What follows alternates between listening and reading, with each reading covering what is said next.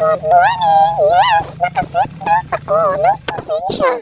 Bawal daw pasuway sa kalsada. Today's agenda, magpapakute habang pinapalabas ni tatay ang aming chariot ng masa, aka Tricycle Royal. O ayan na, slow-mo pa.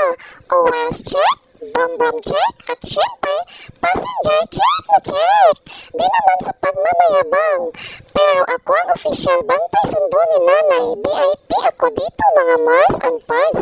Pag wala ako sa front seat, hindi kumpleto ang biyahe. Tingnan niyo si nanay papasok sa trabaho. Pero may time pa mag-vlog. Influencer yarn. Ayan na, all system go. Mag-ingat kami, promise. And remember ha, always ride with positivity and never forget to wag your dreams along the way. Bye!